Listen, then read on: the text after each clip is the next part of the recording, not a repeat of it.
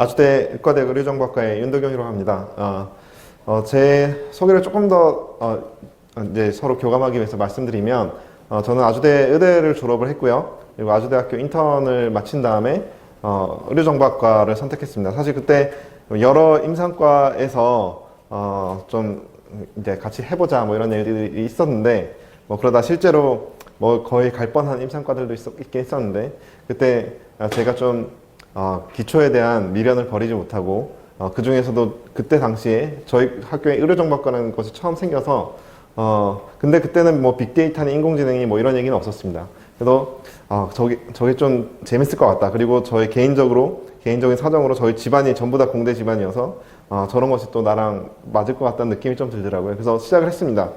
근데 그때 당시 사정은 너무 열악했어요. 갔더니 그 사무실인지 뭐 창고인지도 모를 그런 공간에서 들어가 있고, 물론 제가 좀 그런 걸 예상하긴 했지만, 정보학이라는 게 그냥 컴퓨터 골방 같은 데서 컴퓨터만 하면 될 거라고 생각을 했긴 했지만, 정말 그런 데여서 조금 놀랬고요. 그래서 그렇게 하다가 또 여러 가지 사정으로 뭐 여기저기 옮겨 다니고 하다가 지금은 이제 빅데이터 시대 그리고 인공지능 세대가 돼서 아주 넓은 공간에서 연구를 하고 있습니다. 근데 그렇게 가는 많은 와중에 저희가 물론 이 시대의 흐름을 잘 타서 저희가 학교에서 주목을 받고 있다고도 생각을 하고 있지만, 단순히 이제 시대의 흐름이 아니라 저희의 또 어떤 노력이 또 기여를 했다고 생각하는데, 그 중에 하나가 이제 임상 선생님들과의 협력 관계를 잘 맺었기 때문에, 어느 정도 신뢰를 저희가 줬기 때문에 그래도 저희가 이제 아주대에서 어느 정도 자리를 잡았다라고 생각을 합니다. 그래서 그 신뢰 관계 중에 하나는 사실 공동 연구죠. 그래서 빅데이터가 아주 이슈가 되기 전부터 저희가 병원에 있는 데이터를 활용한 연구들을 많이 시도를 해왔고, 실제로 그렇게 해서 뭐 논문도 내고, 그래서 이런 것이 이 워킹할 수 있구나, 이런 것들을 임상 선생님들한테 보여드리고, 서로 그런 신뢰 관계가 쌓이다 보니까 그때 10년 전에는 무슨 과인지도 몰랐던 의료정보학과가 점점 중요하구나 이런 인식이 되고, 또 마침 거기에 맞춰서 이제 이런 시대의 흐름이 같이 이렇게 운이 좋게 맞아 떨어지면서 지금 현재까지 왔다고 생각하고 있습니다. 그래서 오늘 말씀드릴 그 강의 내용은 제가 그동안 하면서 임상 선생님들과 했던 그런 내용들, 그런 내용들에서 제가 했던 내용들을 위주로 정리를 해봤습니다. 그것이 결국 임상 선생님들이 원하는 내용일 거고요. 임상 선생님들께서 이런 연구들을 쭉 원해서 저희한테 요청이 왔던 내용들이고, 그것이 이제 임상 현장의 니즈가 아닐까 생각이 들고, 그것들 중에서 여러 가지가 있지만 그 중에서 좀 스토리를 잡아서 좀 난이도별로 준비를 했습니다. 네, 그래서 저희가 분석을 하는 과정을 얘기하기 전에 저희가 분석의 대상이 되는 데이터에 알아야 되니까 간단하게 이 데이터, 의료 데이터의 종류에 대해서 간단하게 얘기를 하고, 그 다음에 분석 사례들을 좀 그 낮은 레벨부터 좀 높은 레벨, 그리고 좀 병원 이외의 데이터까지 퍼져서 좀 확장시켜서 한번 수업 내용을 준비를 해봤습니다. 그래서 가장 먼저 처음 얘기할 것은 그냥 정형 데이터라는 것은 뭐 랩 수치라 같은 숫자 데이터, 그런 숫자 데이터들은 그래도 좀 어떻게 핸들링 하기 쉽죠. 더하면 더해지고 빼면 빼지고, 평균을 내면 평균이 구해질 것 같지만 실제로는 근데 그렇게 안 되거든요.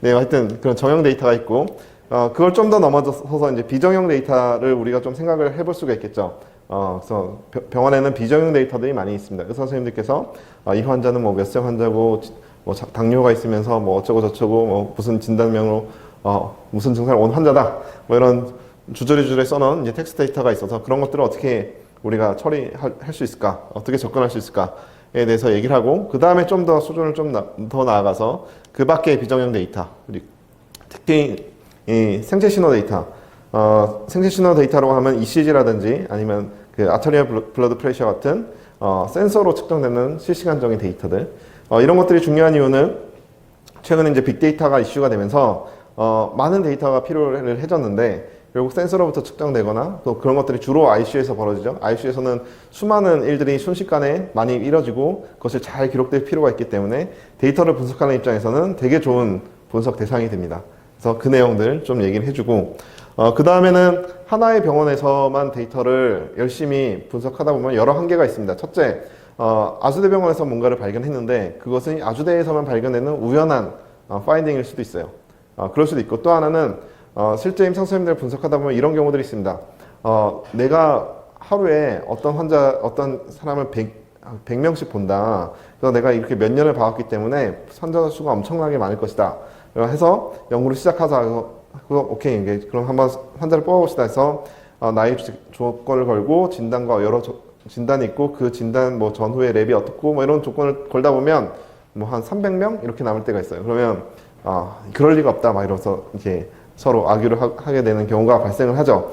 근데 왜 그러냐면 이제 병원에서는 일정한 패턴을 기반으로 환자를 보기 때문에 그 패턴을 벗어난 환자들은 또 그렇게 많지 않을 수도 있어요. 그래서 그럴 경우에는 이제 다른 병원 데이터를 써야 됩니다. 그래서 그 다른 병원 데이터와 연계하는 문제가 발생하는데, 그것 중에 여러 가지 방법이 있지만 이제 분산 연구망에 대해서 말씀을 드리려고 하고 있고요.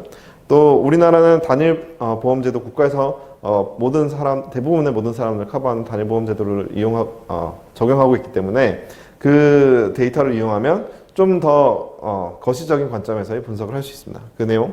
그리고 또 하나는 요새 들어서 이제 건강 데이터가 병원에만 있지는 않죠. 병원에만 있지는 않고 환자가 실제로 돌아다니면서 뭐 활동한 내용이라든지 뭐 여러 센서 데이터를 이용한 거, 아니면 뭐 일기 쓴 거, 이런 것들이 또 건강과 관련해서 밀접한 연관이 있을 수 있습니다. 그래서 그것이 저희가 Patient Generated Health Data라고 해서 PGHD라고 하는데, 그 내용까지 쭉쭉 여러 사례별로 한번 짚어보도록 하겠습니다.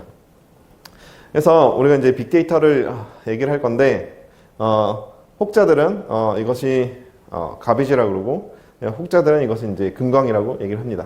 그래서 우리가 논문들을 보면, 빅데이터를 보면 엄청 금광인 것 같죠. 누구들은 좋은 논문에 쓰는 거 보면 어떤 데이터를 잔뜩 모아서 뭐 이런 분석을 했더니 아주 정말 팬시하고 멋진 결과들이 나옵니다. 그리고 요새 뭐 그런 수업들이 많죠. 어디 가서 딥러닝 뭐 몇 주 완성 뭐 이렇게 해서 가면 혹은 뭐 무슨 뭐 R 뭐 몇 주 만에 분석까지 하기 뭐 이런 수업들이 있어서 가서 들어보면 분석하는 방법들은 의외로 몇 주 하면 될 것 같아요. 그래서 이제 내가 진짜 뭔가를 할 수 있겠구나 해서 내 데이터를 딱 들여다보면 이건 내가 수업 때 봤던 데이터가 아닌데, 약간 이런 느낌을 받을 때가 많습니다. 그래서 그것이 뭐냐면 실제 이 사람들도 처음 봤을 때는 그냥 하나의 산이었을 거예요. 그냥 흙 덩어리에 나무 있고 이런 산이었을 텐데, 거기서 어떻게 잘 찾아내서 그 속에 금을 발견하는 거죠.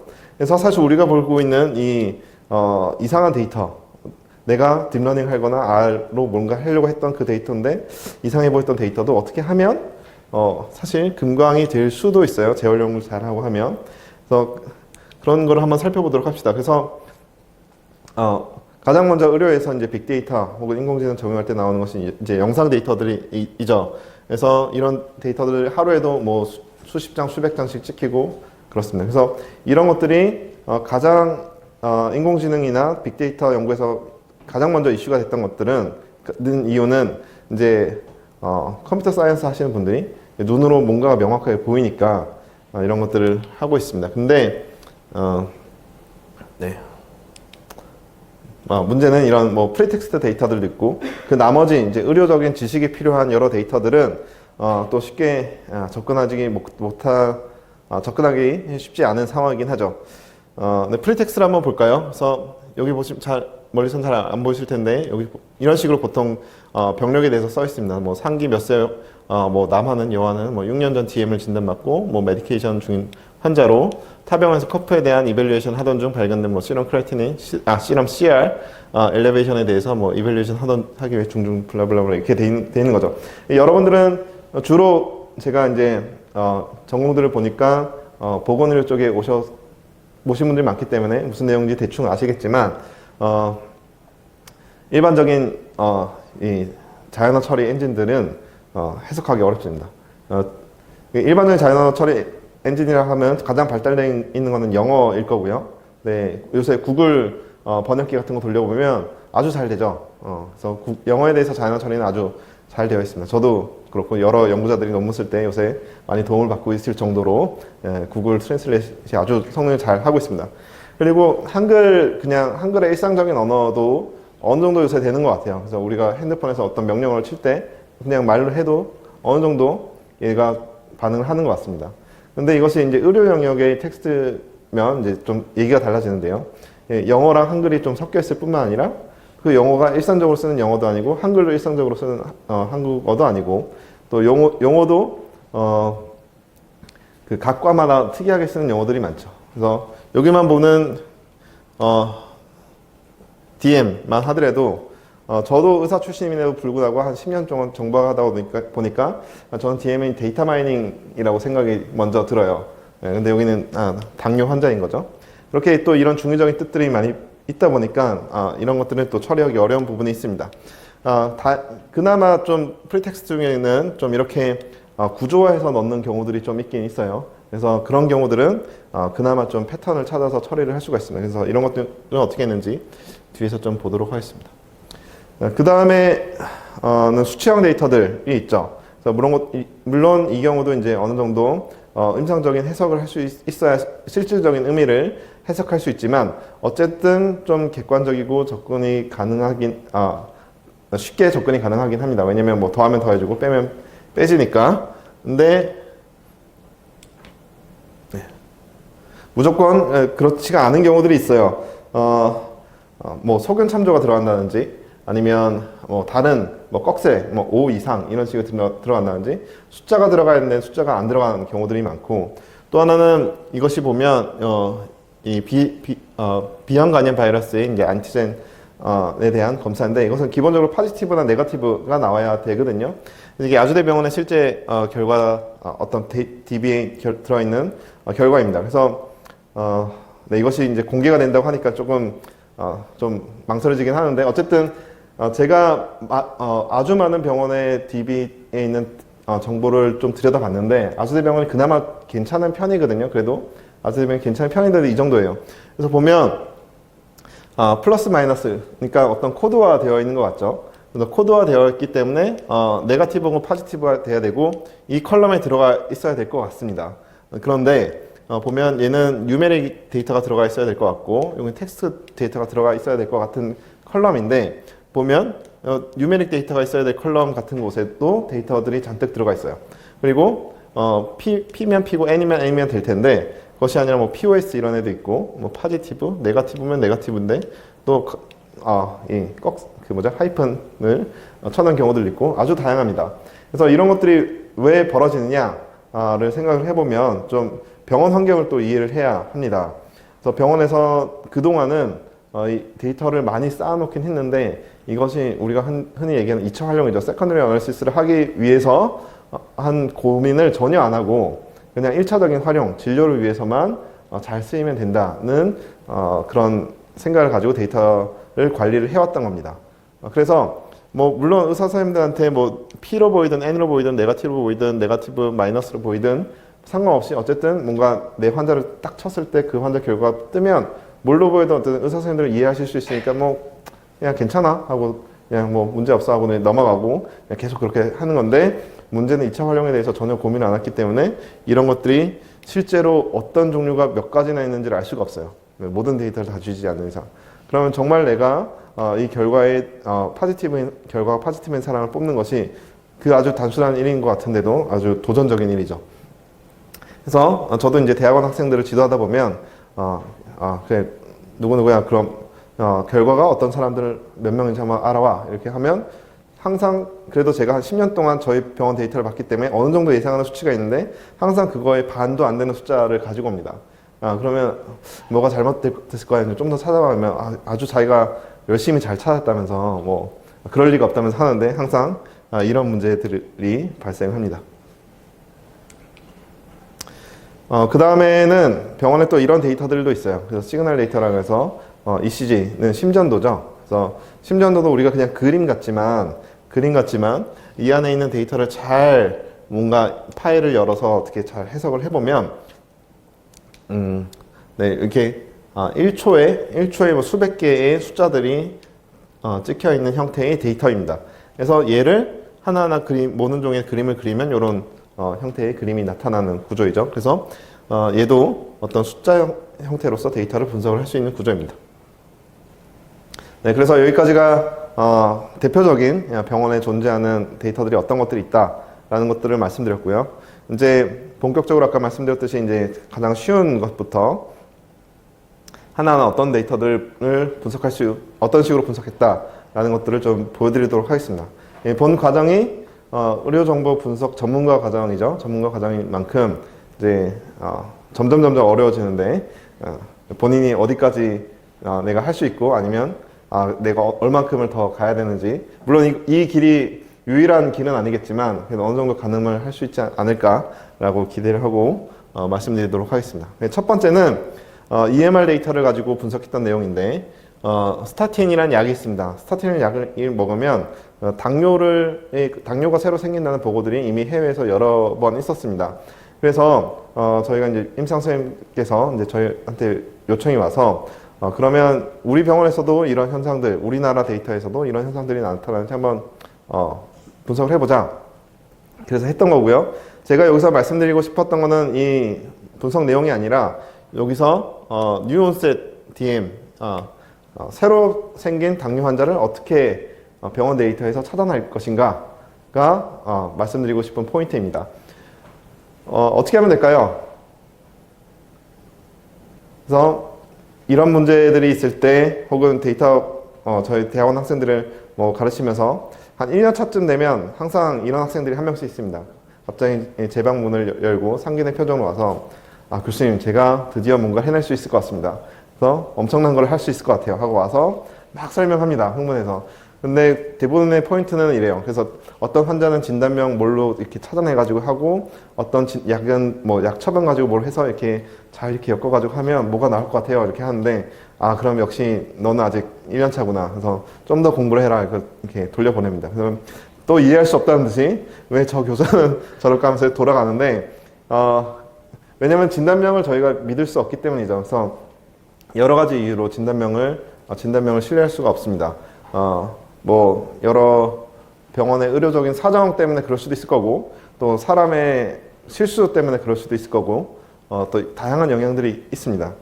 그리고 특히 더 나아가서 이 병원의 데이터를 이용하려면 병원의 이 데이터의 그 컨텍스트, 이 문맥에 대해서 좀 이해를 해야 되는데, 아주대병원에서 하나의 병원에서 새로 발생한 DM 환자를 찾는 것은 상당히 또 도전적입니다. 왜냐면 우리나라 같은 경우에는 여러 병원을 마음대로 다닐 수 있는 환경이거든요. 그래서 아주대병원에 왔던 사람이 아주대병원만 다녔을이라고 보장을 할 수가 없습니다. 그 환자가 이제 특히 이제 당뇨 같은 좀 경한 질병 같은 경우에는 그냥 동네 병원에서 당뇨 컨트롤 받고 있으면서, 그러면서 자기가 어떤 위암이 있거나 아니면 다른 암이 있어서 그것만 아주대병원에 와서 치료를 받을 수도 있거든요.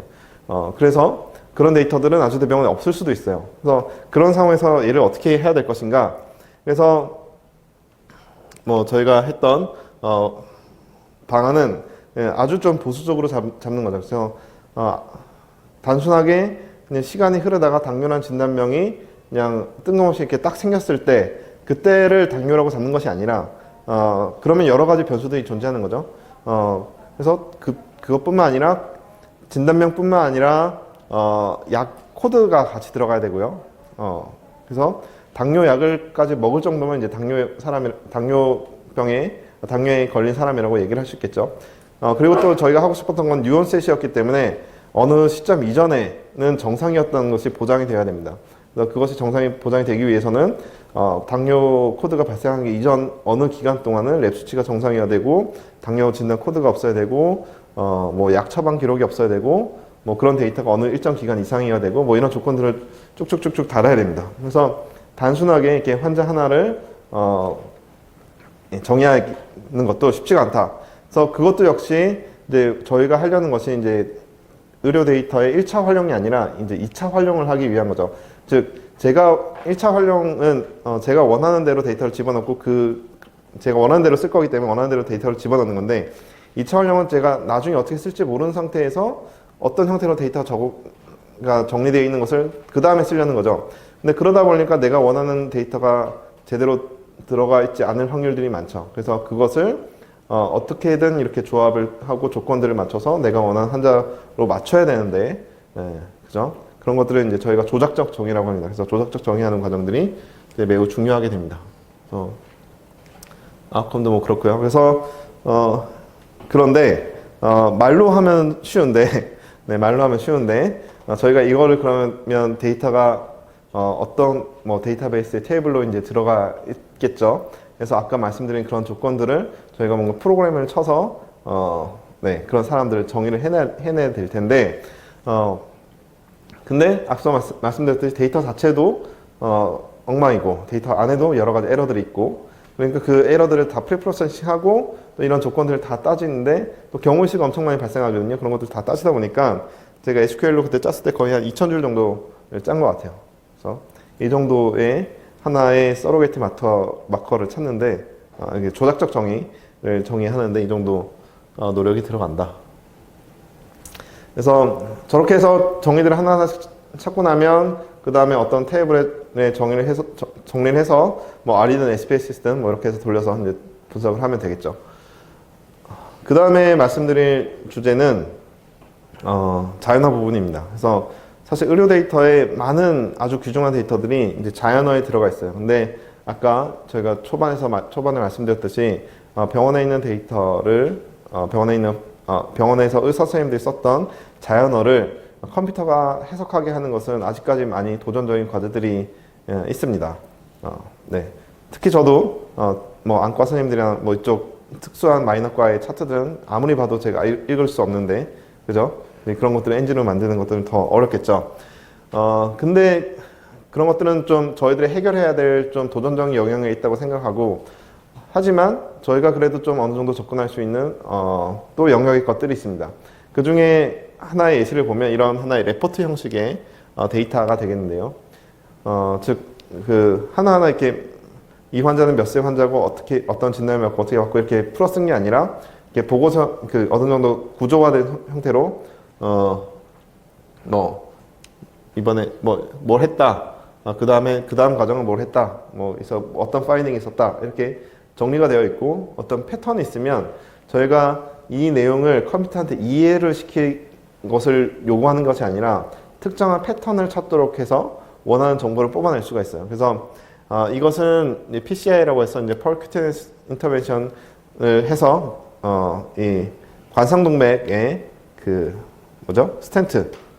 스텐트를 집어넣는 과정을 서술한 보고서입니다. 수행을 하고 거기에 대한 내용의 보고서이고요. 저희가 하고 싶었던 거는 어떤 스텐트를 넣느냐, 그리고 그 스텐트의 길이라든지 아니면 직경, 그리고 요 스텐트를 처음에 넣어서 관상동맥을 확장시킬 때 그 압력 같은 것들이 있지 않겠습니까? 그래서 그런 것들의 정보를 뽑아내서 각 스텐트별로 이후에 재협착률이 얼마만큼 차이가 나는지를 분석하고 싶었어요. 그래서 그건 이제 연구의 목적이고, 그래서 임상 선생님이 와서 간단합니다. 그래서 요 문장에서 여기 혈관이랑 스텐트 이름이랑 요 정보들만 뽑아내서 분석을 하면 됩니다. 그리고 간단하다고 하고 가셨어요. 그래서 고민에 빠졌죠. 뭐 문제는 간단합니다. 문제는 간단한데 어떻게 할 수 있을까요? 좀 뭐 프로그램적으로 해결이 가능할 거라고 이제 좀 어느 정도 견적이 보이시는 선생님들도 계실 거고, 아니면 뭐 막막하신 선생님들도 계실 겁니다. 그래서 접근을 보면 그렇습니다. 패턴을 찾아야죠. 패턴을 찾아서 컴퓨터한테 알려주면 됩니다. 어떤 것을 찾아야 될지. 그래서 보면 여기 콜론이 있죠. 콜론이 있어서 물론 다른 데도 좀 콜론들이 있긴 합니다. 하지만 콜론이 있고 글자가 나오고 숫자인데 소수점이 나오고, 그 다음에 슬래시가 있고, 그 다음에 소수점이 나오고, 그 다음 밀리미터가 나오고, 가로가 나오고, 이런 것들이 내가 찾고 싶은 패턴이다. 그래서 요 컬런 앞뒤는 뭐가 나오든 상관없고, 요 숫자도 무슨 숫자인지는 상관없지만 어쨌든 소수점이 나와서 점 앞에 숫자가 몇 개 있고 점 뒤에 몇 개 있고 그 다음에 하이픈이 나오고 뭐 이런 구조를 찾도록 하면 이거를 찾을 수 있겠죠. 그래서 EMR에 접근해서 텍스트를 받으면 이렇습니다. 그래서 물론 컴퓨터를 하시는 분들은 앞에 거나 뒤에 거나 그게 그거 아니냐라고 하시지만 또 그렇지 않은 분들이 보면 좀 당황스러운 구조인데 이런 엔터 요 슬러시 R 슬러시 N이 엔터거든요. 그래서 엔터만 잘 처리하면 똑같아지긴 합니다. 어쨌든 이런 데이터를 가지고 처리되고, 그래서 아까 말씀드렸던 그런 패턴들을 프로그램으로 짤 수가 있습니다. 그래서 보시면 앞에 우리가 필요했던 건 요 PCI, 보통은 PCI 디스크립션이 되어 있어서 요 PCI 기준 앞에 거는 요 부분은 왼쪽 파트는 다 필요 없으니까 오른쪽 파트만 가져오겠다는 뜻인데, 보시면 이게 PCI고 디스크립션인데 뭐 D가 대문자든 소문자든 상관없다 뭐 이런 뜻이고, 그 뒤에는 아무거나 와도 상관없다. 그래서 즉 이제 PCI 디스크립션 이후에 있는 텍스트만 일단 가지고 오고, 예, 그 다음에 보면 이런 것들이 다 예외 처리들이거든요. 이게 아무래도 컴퓨터가 입력한 게 아니라 사람이 입력하다 보니까 이런 예를 들어서 LCX 같은 경우에는 L을 대문자로 쓸 수도 있고 소문자로 쓸 수도 있고, C도 소문자, 대문자가 혼용되고 뭐 이런 것들을 다 예외 처리를 좀 해주는 뭐 그런 것들이 있고요. 그래서 뭐 그런 혈관 이름에 대한 위치를 찾고, 그래서 여러 베리에이션들을 뭐 하나로 통일시키고, 또 아까 말씀드렸듯이 이런 패턴을 찾는 거죠. 앞에 이제 알파벳이나 뉴메릭들이 어느 정도 쭉 오고, 그 다음에 숫자들이 오고, 그죠? 그 다음에 숫자가 또 오는데 몇 개가 오고, 슬래시가 오고, 또 숫자가 오고, 그 다음에 밀리미터가 오고, 이런 패턴들을 정의하면 그 패턴에 맞는 위치를 얘가 이렇게 컴퓨터가 찾아낼 수가 있습니다. 그래서 그렇게 되면 또 이것을 뭐 슬러시 앞에서 잘라서 그 앞에 거는 뭐고 이렇게 정보들을 하나씩 가져올 수가 있고, 그럼 최종적으로 우리가 정리를 해서 이렇게 테이블화 할 수가 있겠죠. 그래서 이 스텐트가 2번 환자는 이 Resolute Integrity라는 스텐트가 들어간 거고요. 그리고 역시 똑같은 방법으로 이 다이아메트나 랭스를 뽑아낼 수가 있습니다. 그렇게 하면 이제 간단하죠. 이제 SPS나 R에 집어넣고 통계 돌리면 생존 분석을 하면 되겠죠. 그렇게 해서 보면 당연히 2세대 스텐트가 재협착률이 없이, 그죠? 재협착률 프리 서바이벌 렛이 높게 나타나고, 뭐 스텐트별로 이런 것들을 비교할 수 있으니까 이런 스터디를 했던 이유 중에 하나가 스텐트가 워낙 빨리 이렇게 나오니까 실제로 이 이펙티브니스에 대한 제대로된 에비던스 없이 에비던스 없이 그냥 막 쓰이기 때문에 그런 것들에 좀 에비던스를 갖자라는 의미에서 했던 건데, 이렇게 해서 쌓인 데이터를 바로바로 분석할 수 있게 되면 좀 그런 에비던스를 좀 더 신속하게 제공할 수 있겠죠. 그런 의미가 있었던 것 같고요. 사실 이 정도 레벨의 스터디를 대부분 선생님들이 하실 거라고 생각합니다. 그래서 보통 이제 랩이나 진단명 아니면 처방 데이터로 가지고 연관성을 하는데, 거기서 연관성을 보는데 어떤 조작적 정의를 잘 어떻게 해서 그리고 에러들을 잘 처리하고 그 다음에 통계 분석을 하거나, 좀 더 나아가면 중요한 정보들이 텍스트 데이터, 뭐 라디올로직, 그러니까 방사선 결과 기록지나 아니면 병리 결과 기록지 뭐 이런 데 있으니까 거기서 어떤 진단명을 뽑아내거나, 네. 그리고 그 정도를 많이 생각할 수 있을 것 같습니다. 근데 이 과정이 또 전문가 과정인 만큼 또 그 이상의 것을 또 아마 병원에서 혹은 속하에 계신 기관에서 전문가 과정을 듣고 왔다 그러면 그런 거를 생각하실 수도 있을 것 같아요. 그래서 좀 그런 것들 뛰어넘는 얘기를 지금부터 좀 말씀드리도록 하겠습니다. 그래서 저도 EMR 데이터를 오랫동안 해왔던 사람이고, 하다 보니까 이렇게 한계들이 좀 많이 느끼고 있었어요. 아까 말씀드렸듯이 정확하게 내가 원하는 데이터가 병원에 있지도 않고, 정확하게 정의가 되어 있지도 않고, 여러 가지 신뢰도 문제가 있고, 그래서 사람이 기록한 거 말고 뭔가 센서로서 측정한 오랫동안 그 객관적으로 측정된 많은 방대한 양의 데이터에서 뭔가 의미 있는 것을 뽑을 수 있지 않을까라고 생각을 해서 처음 여러 가지 시도를 했고요. 그 중에 하나가 그러면서 관심을 갖게 된 게 이제 그 ECG이고요. 그래서 병원에 보니까 또 ECG들이 이렇게 PDF 문서로 잔뜩 쌓여 있더라고요. 병원 컴퓨터에. 그래서 한 100만 장 정도 쌓여 있어서 이걸 어떻게 하지 해서 고민을 하다가 보니까 이 드래그를 하니까 뭔가 드래그가 돼요. 그죠? 여러분들 PDF 문서 가끔 볼 때 카피 앤 페이스트가 될 때가 있죠. 그럼 이 안에 이것이 그냥 단순하게 종이에 그냥 글씨가 아니라 뭔가 정보를 갖고 있구나 해서 열심히 또 서칭을 해보니까 또 그 안에 있는 얘가 어떤 구조화된 걸로 밑단에는 정보가 들어가 있다는 걸 이제 알게 돼서 저희 여러 파이썬이나 여러 가지 코드를 짜서 이렇게 데이터를 뽑아내면 아까 말씀드렸듯이 이제 그 스탠트 넣었던 삽입했던 그 보고서 같은 형태로 여러 줄글들이 쭉 나열되어 있어요. 그래서 거기서 패턴을 찾아서 이것을 뽑아낼 수가 있습니다. ECG를.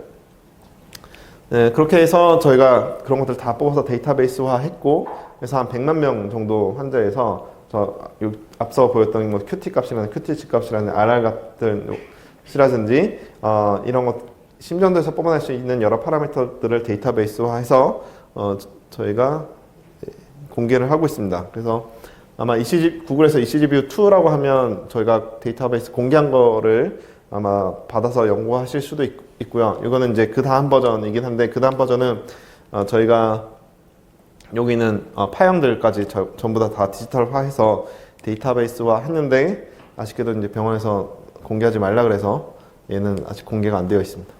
그래서 이렇게 하면 이제 할 수 있는 일이 데이터 한 100만 건의 ECG가 있으니까 거기서부터 뭔가 패턴을 비교를 해서 할 수가 있겠죠. 그래서 제가 관심 있게 봤던 어떤 약물 중에 하나가 아지스로마이신인데 아지스로마이신이 어떤 논문에서는 QT 프롤ong션을 일으킨다, 어떤 논문에서 QT 프롤ong션을 안 일으킨다, 막 좀 설왕설래가 있었고, 뭐 분석했던 케이스가 뭐 한 20 몇 케이스 뭐 이렇길래 이거 우리가 한번 해보면 재밌겠다 싶어서 저희가 이제 이 80만 건 가지고 했고, 뭐 8만 건의 QT 프롤ong션이 있었던 환자랑 60만 건에 있었던 환자를 비교를 해서 아지스로마이신 노출 정도를 비교를 했더니 노출 정도 그 연관성은 있게 나왔고요. 그런데 이제 뭐 나이에 따라서 혹은 뭐 성별에 따라서 그 이펙트가 다르기 때문에 아마 여러 논문들 사이에서 좀 설왕설래가 있었던 거 아니냐 라는 식으로 분석을 할 수도 있었습니다.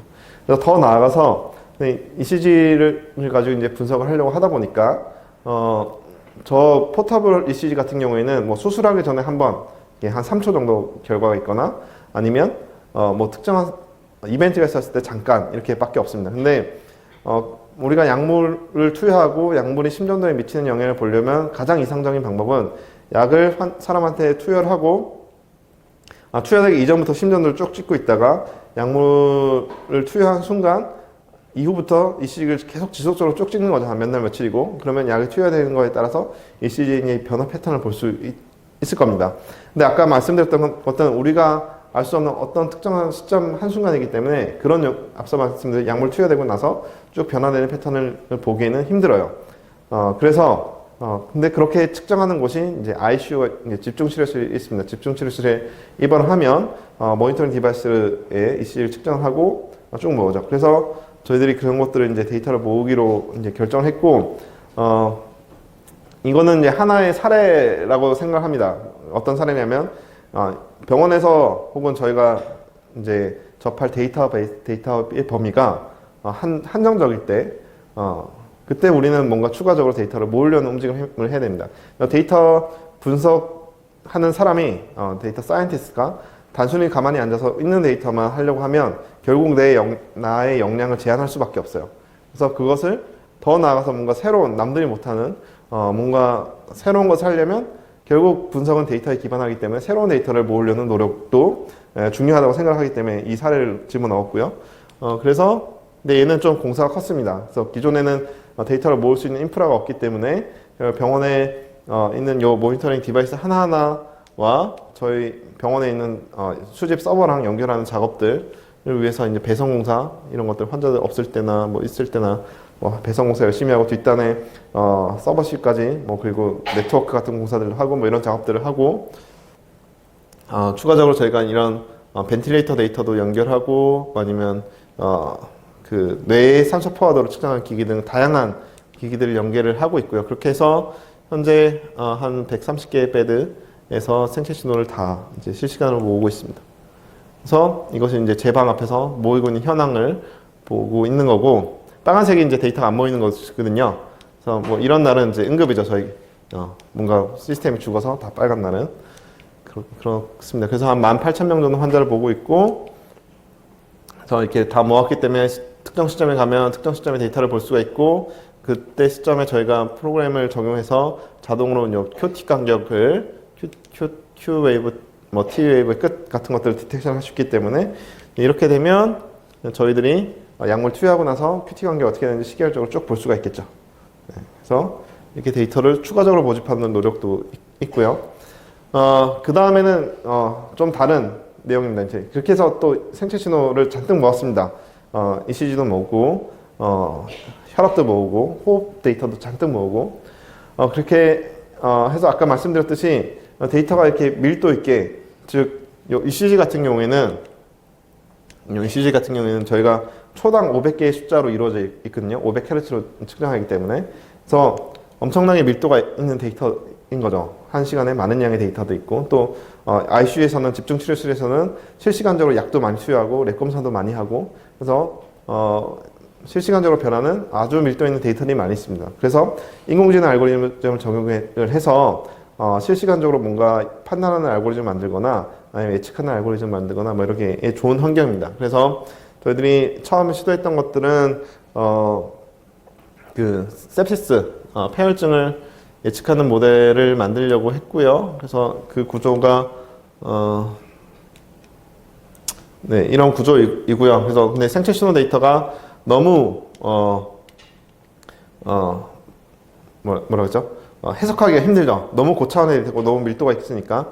그래서 이런 경우에 이제 인공지능을 사용해야 됩니다. 그래서 저희가 거기서 어떤 중요한 피처를 뽑기 위해서 저희가 오토인코더라는 모델을 적용했고요. 아마 그냥 지금 오늘은 그냥 인트로덕션 시간이니까 그냥 어떤 거다라고만 말씀드리고 넘어가겠습니다. 그래서 오토인코더 같은 경우에는 원본 데이터가 너무 그 차원이 클 때, 너무 우리가 해석할 수 없는 많은 양의 데이터가 있을 때 그 데이터를 의도적으로 압축시킨 다음에 압축시키되 단지 다시 복원시킬 수 있는 정도로만 압축시키라는 이제 알고리즘입니다. 그렇게 하다 보면 필요 없는 데이터는 다 날아가고 정말 의미 있는 특징들만 이제 요 안에 남게 되거든요. 그래서 그렇게 해서 처리하고 보면 이렇게 베이스라인 흔들리는 것들은 의미가 없는 정보이기 때문에 날린 다음에 이 베이스라인 다 맞춰주거나 이런 노이즈 같은 것들도 의미 없는 데이터이기 때문에 이 과정을 통과하면 노이즈가 없어지거나 아니면 네.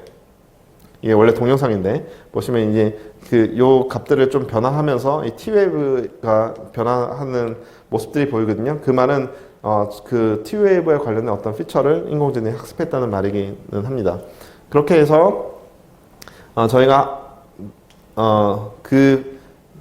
이 온토인코더 모델이 실제 ECG의 특징들을 잘 추출했다는 것을 확인하기 위해서 기존에 있었던 어떤 네, 챌린지가 어떤 경진대회에서 사용했던 데이터 ECG 분류 대회가 있었는데요. 그 대회 데이터를 쓰기 전에 그 데이터를 저희가 특징을 뽑아내는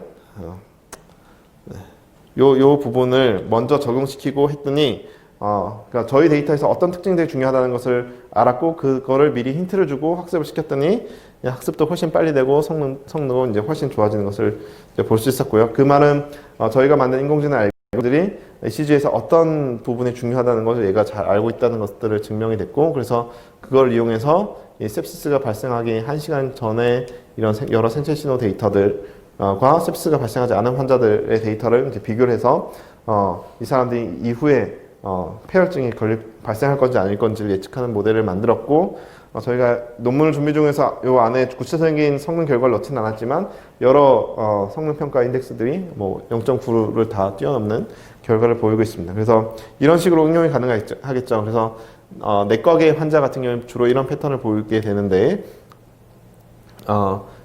주로 이제 병동에서부터 어떤 폐혈증 증상이 있어서 병동 ICU로 내려오기 때문에 네.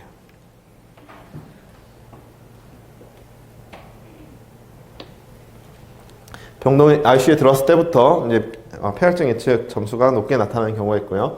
그다음에 수술한 사람 같은 경우에는 그 일렉티브 서저리 받은 사람 처음에는 당연히 모든 조건이 완벽하니까 수술을 했었겠죠.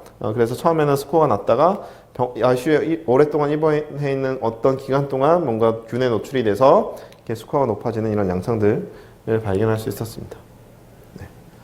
여기까지가 이제 한 병원에서 어떤 일들을 했는지, 어떤 요구들이 있고, 어떤 분석들을 할 수 있는지의 얘기였고요.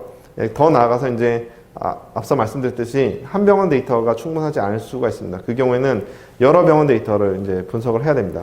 그래서 여러 가지 방법들이 제시되고 있지만 그 중에 오늘 소개시켜드리고 싶은 방법은 이제 오디시라는 컨소시엄에서 하는 방법은 이제 디스트리뷰트 리서치 네트워크에서 분산 연구망이라는 거고요. 여러 분산 연구망 컨소시엄들이 있는데 그 중에 하나가 이제 오디시 컨소시엄이고요. 그래서 분산 연구망에 대해서 먼저 간단하게 설명을 드리면 이렇습니다. 아주대병원 있고, 아산병원 있고, 또 다른 병원이 있다고 생각을 해봅시다. 근데 각 병원마다 각 병원의 입맛에 맞게 각 병원 의사 선생님들의 요구에 맞게 각 데이터베이스가 설계가 되어 있어요. 그래서 각 데이터베이스가 다르게 설계되어 있다는 것은 테이블 구조가 다르고 테이블 개수도 다르다는 뜻일 거고 그 테이블 컬럼에 들어가는 규칙들도 다르다는 것일 겁니다. 그렇게 되면 무슨 일이 발생하느냐? 아까 제가 당뇨 뉴온세티엠을 뽑아내기 위해서 한 2,000줄 정도 코드를 짰었습니다. 그게 제가 박사과정 때 제일 코딩을 잘 액티브하게 하던 그 시절에 한 3개월 정도 짰거든요. 근데 그 말은 여기서 3개월 짜야 되고 여기 가서 또 3개월 짜야 되고 여기서 또 3개월 짜야 됩니다. 세개 기간이니까 9개월이면 할 수 있겠나 싶지만 저희가 꿈꾸는 이제 빅데이터의 스케일은 3개가 아니라 40개, 50개 병원 혹은 전 세계에 한 100개 병원 이런 겁니다. 그래서 100개 병원을 하면 300개월이니까 몇 년이죠? 거의 한 몇십 년이 걸리는 거죠. 그거는 이제 저희가 꿈꾸는 그런 상태가 아닙니다. 그래서 그러면 그걸 어떻게 해결해야 될 것이냐?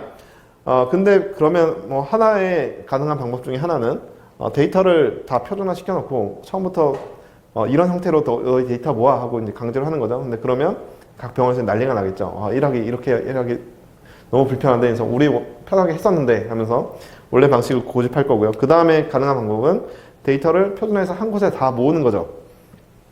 네, 그러면 여러 가지 문제가 발생합니다. 일단 표면적으로 내세울 수 있는 이유는 이제 개인정보 보호 문제가 발생할 수 있죠. 계란을 한 곳에 담는 거니까 한 곳만 뚫리면 모든 정보가 다 유출되는 거니까 아주 위험하기도 하죠.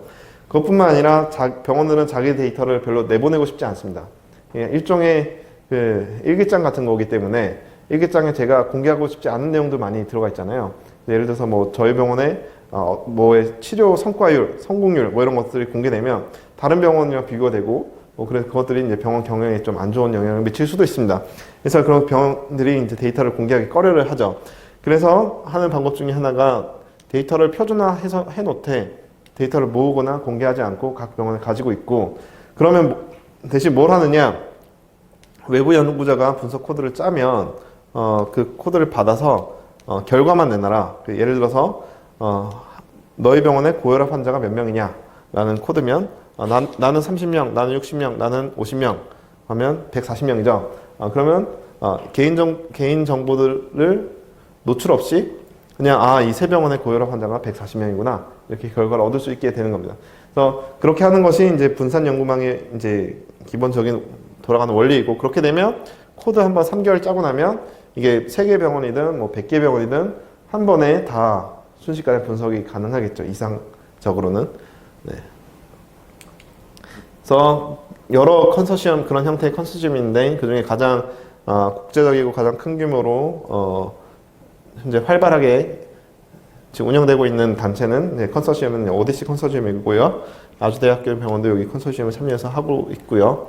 안에서 어떤 데이터들을 표준해서 모으고 있는지를 보면 이 환자 데이터 그리고 방문 데이터 어떤 프로시저를 받았는지 그리고 어떤 약물에 노출됐는지 어떤 디바이스에 노출됐는지 어떤 진단명이 있는지 어떤 검사 결과가 있는지 또 이런 것들 그리고 어떤 코스트가 있는지 그래서 대략적인 전반적인 역학 연구와 그리고 비용들이 있으니까 비용 효과 연구들이 가능하고 또 이런 것들을 표준화에 아까 같은 그런 DRM 분산 연구망이 잘 돌아가 있죠. 그런 것들을 서포팅 해줄 수 있는 여러 표준 관련된 용어 체계들로 구성이 되어 있습니다. 그래서 이걸로 여러 가지 역학 연구가 가능할 텐데 제가 하고 있는 프로젝트 중에 하나는 그래서 제약회사들이 임상시험을 하고 싶을 때 내가 임상시험 하고 싶은 어떤 조건의 환자들이 전국에 몇 명 있나 그리고 그 사람이 어디에 어느 병원에 어느 의사들이 많이 보나 이런 것들을 가능하겠죠. 코드를 짜서 각 컨소시엄에 뿌린 다음에 리턴을 받으면 어느 지역에 몇 명 있고 어느 지역에 몇 명 있고 어느 병원의 의사 선생님들이 이런 질환의 환자를 많이 보고 이런 것들이 바로 파악이 가능하니까 그러면 이제 임상시험이 훨씬 효율화될 겁니다. 혹은 EMR 데이터를 좀 더 분석을 해서 그럼 내가 시도하려고 있는 약의 부작용은 또 사람들의 반응 어떨까? 뭐 효과는 기대가 할 수 있을까? 뭐 스터디 디자인을 얼마나 가져가야 될까? 뭐 이런 것들을 분석해 줄 수가 있겠죠. 네. 그리고 그 다음에는 이제 건강보험 데이터이고요. 그래서 건강보험 데이터와 이제 EMR은 큰 장단점이 서로 있습니다. EMR 데이터는 그 안에는 영상 데이터도 있고 아까 보여드린 뭐 ECG 데이터와 같이 정말 그 밀도 높은 여러 데이터들이 포함되어 있지만 아까 당뇨 환자에 의해서 보여드린 제한점처럼 한 환자의 전체적인 스토리를 커버할 수가 없습니다. 그래서 그런 단점이 있고요. 그래서 좀 장기적인 연구, 한 환자를 오랫동안 팔로우업 해야 되는 연구 같은 경우에는 이제 건강보험 데이터가 적절할 수 있습니다. 근데 문제는 건강보험 데이터 같은 경우에는 그 사람한테 어떤 약이 처방됐고 어떤 검사가 처방됐고 이 정도 정보밖에 없고 결과라든지 영상 결과라든지 이런 데이터들이 없기 때문에 세밀한 결과에 대한 연구는 할 수 없고 그냥 한 사람의 전반적인 스토리에 대해서 좀 대략적인 그림만 그려보는 스터디를 할 수가 있죠. 그럼에도 불구하고 한 우리나라 5천만 명 환자를 커버할 수 있기 때문에 또 장점이 있고요. 그래서 특히 이제 당뇨 환자에서 어떤 효과를 본다, 좀 장기간의 효과를 본다. 그런 거는 결국 이제 건강보험 데이터를 써야 되는 거고요. 그리고 여기 저희가 아직 출판하지 않아서 그림을 다 온전한 그림을 넣지 않았는데 예를 들어서 한 당뇨가 진단을 받고 나서 당뇨는 여러 합병증들을 가지고 있잖아요. 그래서 그 합병증들이 우리나라 환자들이 어떤 패턴으로 가나. 그래서 보시면 파란색은 그 다음 합병증까지 발생하기까지가 긴 거고 빨간색은 다음 합병증 발생하기까지가 짧은 거거든요. 그래서 처음에는 보시면 몇 개 안 되는 주요 부작용으로 천천히 가다가 어느 순간부터는 속도들 부작용이 막 빠르게 발생하면서 여러 부작용들로 이게 퍼져나가는 공유되는 패턴을 보이고 있습니다. 뭐 이런 것들 분석할 때는 건강보험 데이터가 필요하다는 거고요. 그 다음에 이제 마지막으로 말씀드릴 것이 이제 페이션트 제너럴리스트 헬스 데이터이고 이것은 저도 차고 있는 이런 활동량 데이터 환자가 이렇게 생활하면서 모은 그 활동량 데이터 이고요. 그래서 이 데이터도 뭐 비슷합니다. 그래서 저희가 하고 싶었던 거는 그럼 이 활동량 데이터는 뭐 어떤 데이터가 있냐? 한 1분 동안 내가 얼만큼 움직였냐? 뭐 이런 데이터가 들어가 있거든요. 그런 것들이 한 24시간 그리고 한 5일이면 몇 시간이죠? 120시간이죠. 120시간 쭉 나열되어 있습니다. 그 여러 숫자의 120시간 동안에 그냥 숫자에 나열해서 어떻게 의미 있는 뭔가를 찾을 것이냐. 물론 이제 예전 과학자들이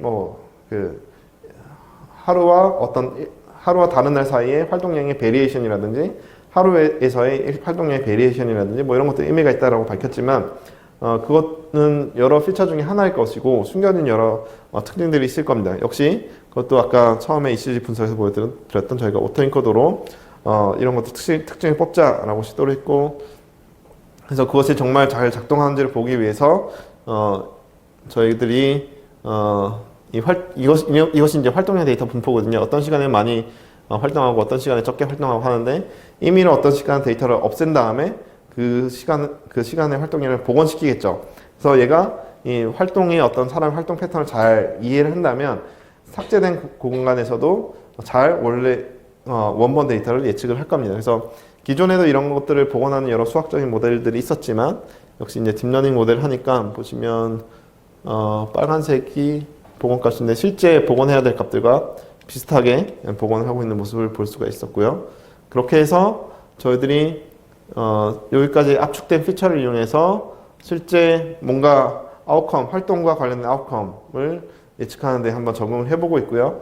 그 중에 하나가 이제 활동과 가장 관련 있을 아웃컴 중에 하나가 저희가 이제 치매로 생각을 하고 있고 치매 환자들한테서 데이터를 뽑아서 이 활동을 측정하고 거기서 뽑아낸 피처들을 가지고 브레인 MRI를 찍어서 브레인 MRI에 있는 어떤 특정 영역의 부피와 코릴레이션을 보고 있는데 이게 코릴레이션이 한 0.3까지 나오는 피처들도 있고요. 좀 조합을 하면 좀 더 많은 높은 코릴레이션을 보이는 피처들을 찾을 수 있지 않을까 생각을 하고 있습니다. 그래서 얘가 이제 마지막 슬라이드고요.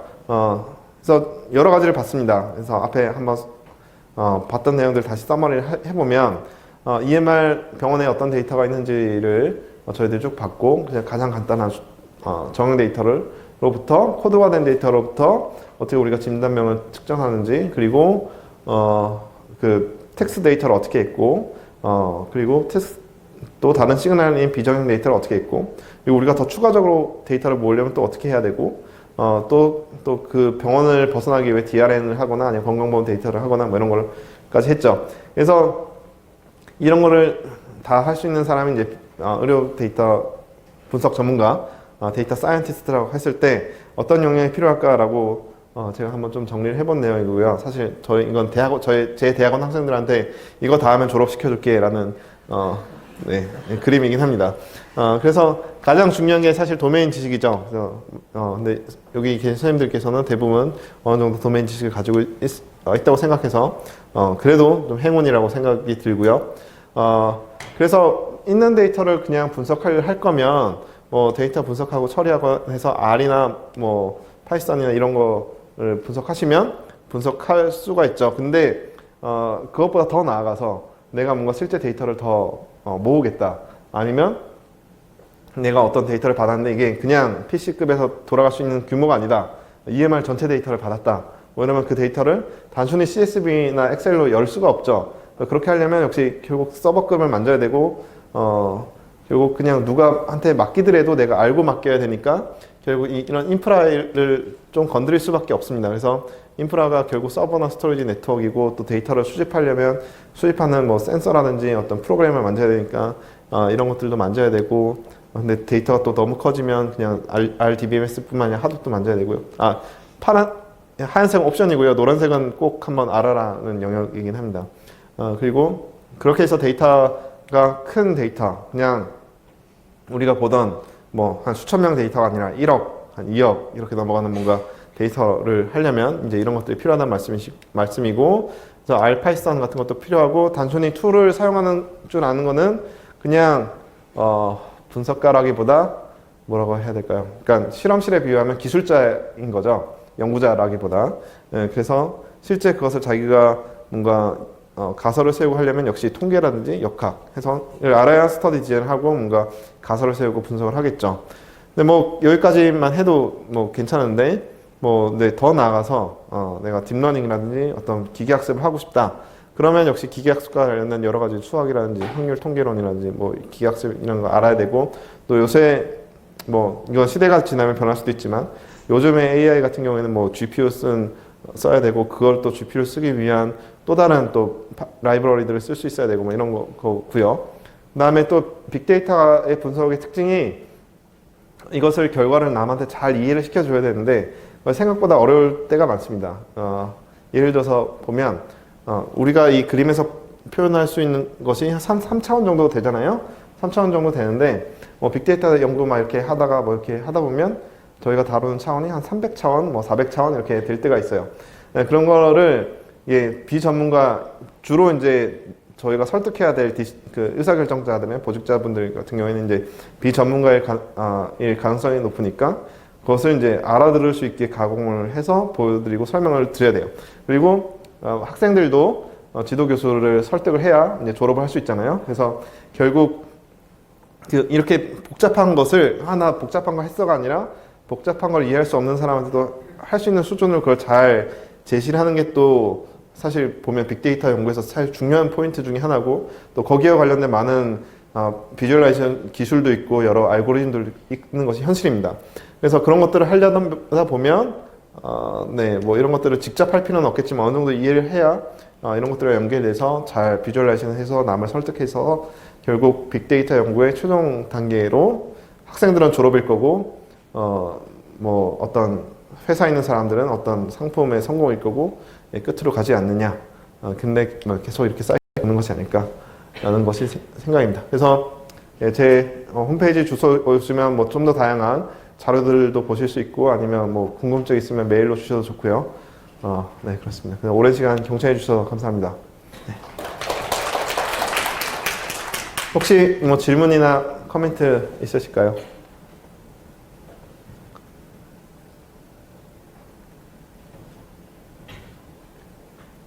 혹시 뭐 질문 있으시면 메일로 주시면 뭐 언제든지 제가 답변 드리도록 하겠습니다. 네, 네, 감사합니다.